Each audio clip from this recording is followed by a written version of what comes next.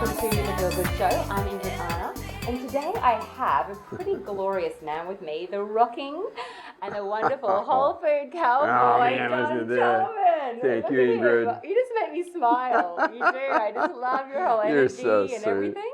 Thank you. So tell us, and my audience, a little bit more about who you are and what you do and what your passion is with Whole Foods. Wow. That's a big question, isn't it? No, it's funny. For years and years, I was known as the Indiana Jones of Whole Foods. Yeah. I spent 17 years, and I went to over 30 countries. I put on over 4 million air miles. I kept going back and visiting, going through collections, rare book collections at universities, all the major ones in the world, honestly. Bibliotheques, dusty old catacombs, crawling in, looking at things, being introduced to certain cultures that lived off the grid. Today they're called the Blue Zone communities. Anthropologists still study them. There's 7 of them that still exist. And it's interesting because they are the longest lived cultures today. Average lifespan is 120 to 154 years old. Really? They are just basically disease-free. They don't have hospitals. They don't have 561,000 patented medical drugs. They don't have doctors as such. But they understand their relationship to nature and how it all flows together. And that's what was thrilling to me, and that's why I got into it. And then... that made me feel a bit emotional, you know why? Because we just have so many people who are like 70 years of age, 60 years of age, that are already talking about death. They're full of and riddled with disease. And to hear that there are people like that, it's very wonderful and hopeful, but it's such a polarity between what else is going on. You bet. Oh, everything we do in modern developed countries is actually contrary to high health and vitality and longevity. Nearly everything we do. And because we're academically indoctrinated into the educational factory schools of today, that they needed to put in place so that parents could go work at the factories and have babysitters. And so little children are taught to chant, memorize pre-selected answers, to stick in blanks, to put on exams, and they're told the answer's correct. And so if they get the correct answer, they get a grade and they move on. And too many people don't realize the multinational corporations that have an agenda that pay for these curriculums, pay for the building of the schools, and they're waiting for you to come on and to work with them. And it's just like medical doctors. More and more are actually starting to wake up, the sincere ones, who are actually more interested in healing than fighting disease with weapons of war. They're leaving their careers. Yeah, they're leaving their career. I see that. Yeah. Yeah. I saw a gynecologist who recently did that. She's just over it. And then I started integrative health last year, and there were a few doctors there who either have left their careers because they felt so disillusioned by it all, and they weren't in what you were saying, that healing practice. So they're trying, or the doctors, which I really like, who are starting to integrate both a little bit of the Western and then also bringing in the more holistic and whole food kind of philosophy that you talk about. So you've studied these cultures, right? You've studied the... I have. I actually lived amongst them, and I've been to all 7 continents, and it's been a fascinating journey to watch and to meet and to be amongst them. So what are the, 2 or 3 of the core things that you've learned that we can integrate so that we don't buy into this system anymore, that we start to have a little bit more of an awakening? Is that possible, do you think, to just do a few, how do we get out of that? You know, the number one thing is that we need to understand our bodies are not broken, they're not inadequate.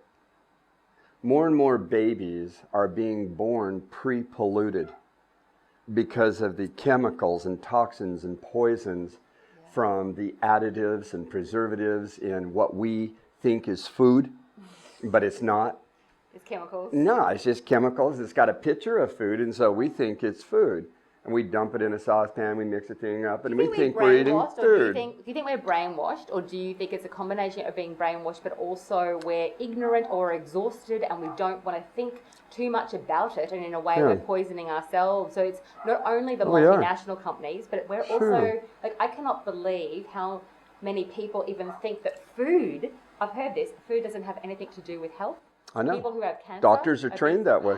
I know. And so they tell their patients that. And I think we need to wake up a little bit more rather than waiting for the doctors. Yeah. Coming and visiting and reading books that you've got, like this wonderful book, Whole Food Medicines, to empower ourselves to really understand what works and why. Yeah. Like food, one thing that I say to women is a lot of women have these emotional issues with food. Like 70% of women suffer from disordered eating. And one of the things, I want to get your feedback on this, because I say, yes, it can be emotional, but I also think let's not beat ourselves up. Let's also look at the fact that it's a chemical issue. So when you put the food in your mouth, when you break it down right, it becomes a chemical which affects your organs and your body, and it's almost the same for everyone. If I eat poison, or high sugar, full of all these chemicals that we were talking about before, it's going to affect my body in such a dire way. The same as the other woman kind of next. I mean, everyone's different with bio-individuality, but it's not that bloody difficult. Like it's not. like pretty. It's not. And the truest truth is, it comes down to this. There's only one disease. There's only one. What is that? There was only one for thousands of years. Yes. And then in the 1890s, they broke it out and named 7 after the 7 body systems because there were symptoms of that disease in one of the 7 physiological functions and anatomical sites. And so they were just trying to define it a little more.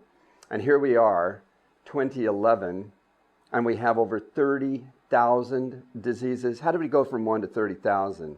How did we go from 12 medicines in the 1890s that were all plant-based into synthesized artificial toxic poisons of 561,000 patented drugs? In the United States, we take more drugs and more miracle supplements than all of the other countries on the face of the earth put together annually. It's a $3 to $4 trillion annual business over there, and Americans are no healthier for it. There's more cancer every year, more diabetes every year, more thyroid problems every year, more osteoporosis. It goes on. There's more. How come there's not less if we know what we're doing?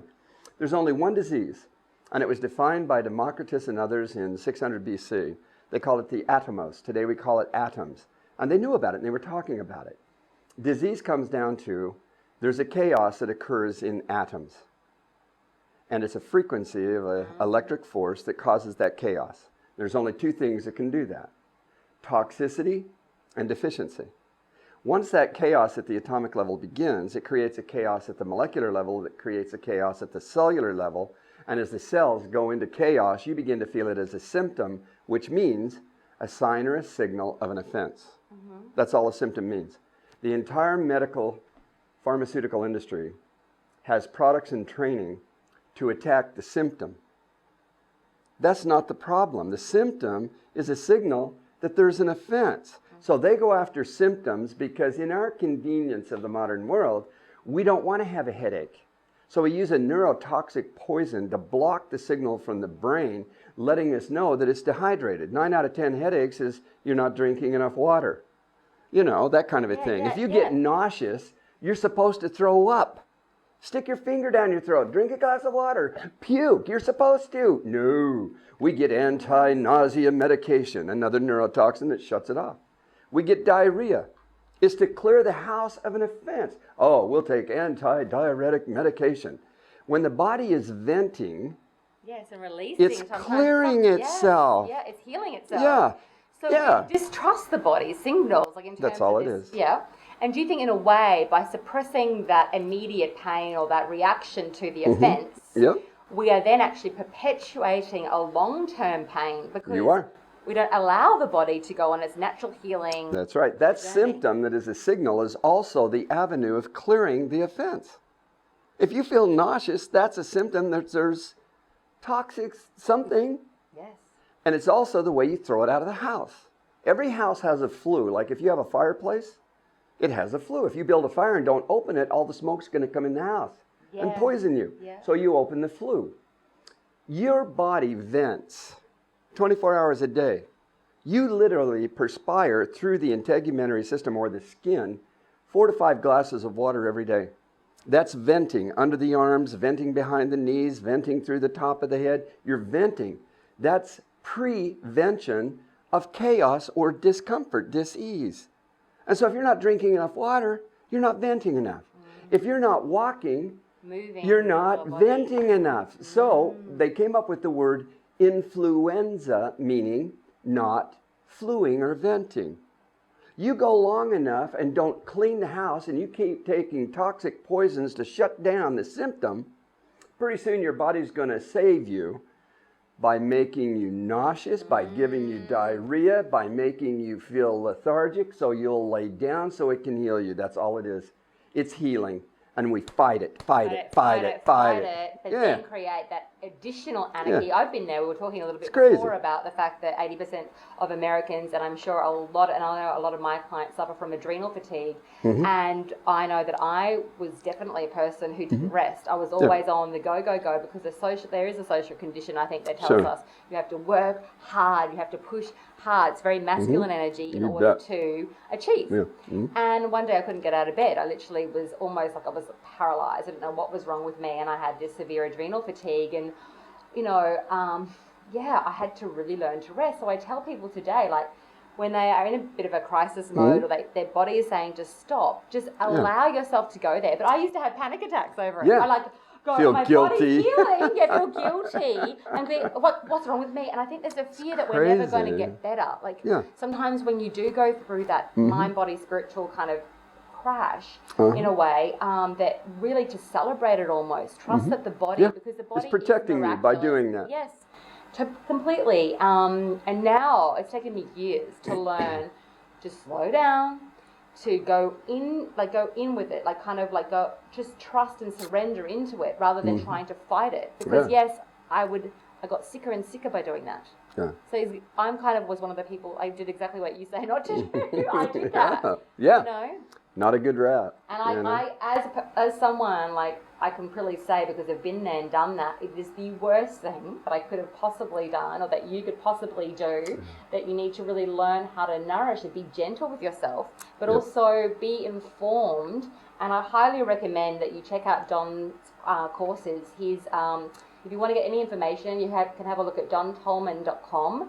Also, he will be conducting or speaking, at David Wolf's course, the Longevity Now program, in April in the United States. And you're also back. Fun. It's going to be so much fun. I wish I was there. Who knows? Maybe I'll try to make it happen. And then you're also back here in Australia in May, correct? Yes. Okay. So what can people expect to kind of learn, just the basics, sort of summary? Yeah, if you come to our events, you're going to hear the very basics of the very foundations of health that have been tested over time and distance within the human experience. I like that kind of stuff. Not enough people realize that when you have a laboratory study to gain empirical evidence that has been peer reviewed and blah, blah, blah, those studies are bought and paid for up front. They tell you the result they want to have, and if you don't give it to them, you lose your laboratory because you lose your funding. Vioxx, it was proven to be safe. They spent $75 million. They put it in the marketplace in the U.S. It kills 65,000 people in the first year. No one went to jail. There were no lawsuits. Nothing became of it because it's medicine and you're the one that signed for it. Your ignorance is legal illicit consent for that industry to practice on you. Diagnosis. We need to stop using the crap, right? Totally. Walk away. Lay down the weapons of war. Walk away from the fight and embrace principles of health. One of the biggest fatigues that come on people is stagnant air. You have to breathe air that moves. And so get outside. If you're inside, open the windows.